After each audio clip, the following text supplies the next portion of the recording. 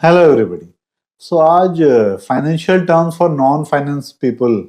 के next video में हम समझेंगे EBITDA versus not profit versus net profit. So एक टर्म है एबिडा जो आपने काफी सुना होगा। एबिडा की फुल फॉर्म है earnings before interest depreciation and amortisation.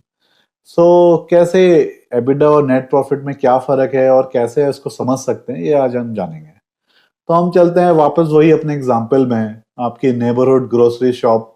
जो कि आपकी पड़ोस की परचून की दुकान है, उसी को देख के हम समझते हैं इन दोनों में क्या फर्क है। सो अगर आप वही परचून की दुकान पे देखेंगे तो एबिडा का मतलब है कि नॉर्मल ऑपरेशन में जो आपका प्रॉफिट होता है, मतलब कि जो आपकी सेल्स हुई, मान लीजिए एक महीने का अगर हम निकालते हैं तो महीने भर में जितना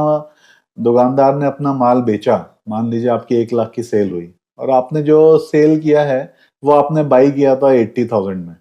तो सेल और जिस कॉस्ट पे आपने बाई किया उसका डिफरेंस, प्लस उस शॉप को रन करने में जो आपके एक्सपेंसेस लगते हैं ना, मान लीजिए आपने एक हेल्पर रखा हुआ है शॉप पे, उसकी कुछ सैलरी है 5-7 हज़ार रुपए,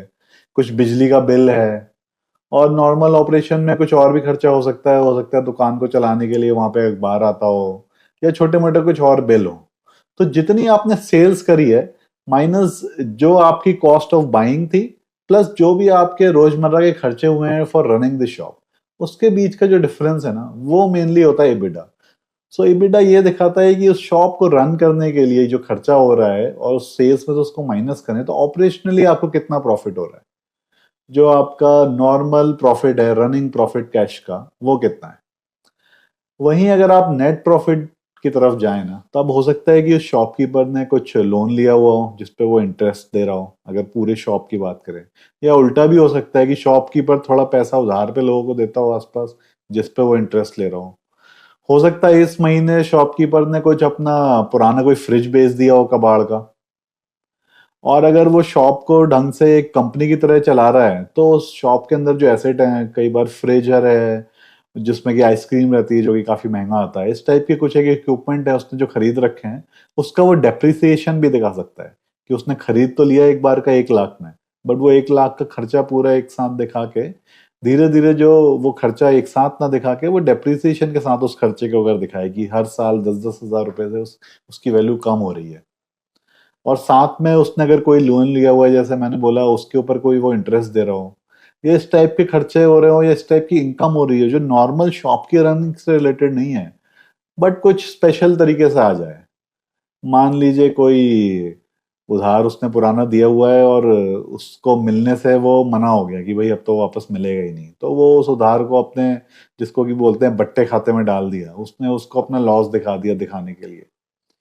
या फिर हो सकता है कि अचानक से कुछ पुराना गवर्नमेंट ने उसके ऊपर फाइन लगा दिया कि वो पॉलिथीन दुकान में रखता था और गवर्नमेंट ने उसके ऊपर फाइन लगा दिया, भाई तेरी दुकान में ये वाले पॉलिथीन मिले हैं जो कि बैंड है, और 10,000 रुपए का फाइन लगा दिया। तो ये एक स्पेशल खर्चा हो गया। या फिर जो मैंने बताया डेप्रिसिएशन, और फिर फाइनली जितनी उसकी इनकम बचेगी उसमें उसको कोई ना कोई टैक्स भी देना होगा, जो कि इनकम टैक्स होगा, जो जितना भी उसने प्रॉफिट बनाया उस पर जिसका उतना इनकम टैक्स बचेगा उसको भी जो उस इनकम में से माइनस कर दे, तो फाइनली जो बचता है वो होता है नेट प्रॉफिट।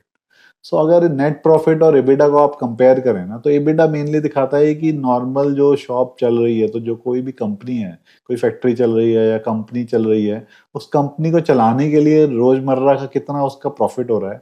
वो होता है एबिडा। और अगर आप जो उसकी फाइनेंशियल कंडीशंस को भी उसमें जोड़ दें कि क्या उसने लोन लिया हुआ है जिस पर उसको इंटरेस्ट देना पड़ रहा है, या कोई मशीन डेप्रिशिएट हो रही है, और फाइनली टैक्स कितना देना पड़ा, तो जो कंपनी की ओवरऑल हालात है ना, ओवरऑल कंडीशन कैसी है, उसको इंक्लूड करते हुए जो फिगर आती है वो नेट प्रॉफिट आती है। तो इसका यूज भी थोड़ा आप ऐसे कर सकते हैं कि अगर कोई कंपनी जो कोई ओवरऑल फाइनेंशियल कंडीशन अच्छी नहीं थी और अब वहां से वो बेटर होने की कोशिश कर रही है, तो उसका एबिडा हमेशा पॉजिटिव होना चाहिए। एबिडा आपको ये दिखाएगा कि एटलीस्ट वो कंपनी अब रनिंग लेवल पे करंटली प्रॉफिट बना रही है। अब ये हो सकता है कि पुराने उसके बहुत सारे लोन हो जिसके इंटरेस्ट की वजह से उसका नेट प्रॉफिट कम हो जाए, बट एटलीस्ट कंपनी को चलाने में अभी प्रॉफिट हो रहा है, उसको रोज लॉस नहीं हो रहा है चलाने में। तो इस तरीके से आप इस टर्म का यूज कर सकते हैं, बहुत सिंपल तरीके से सोच के, जो मैंने एग्जांपल दिया उससे कंपेयर करके कि क्या इनका यूज है और क्या इसमें डिफरेंस है। अगली बार मिलेंगे फिर ऐसे ही किसी टॉपिक के ऊपर। Thank you very much.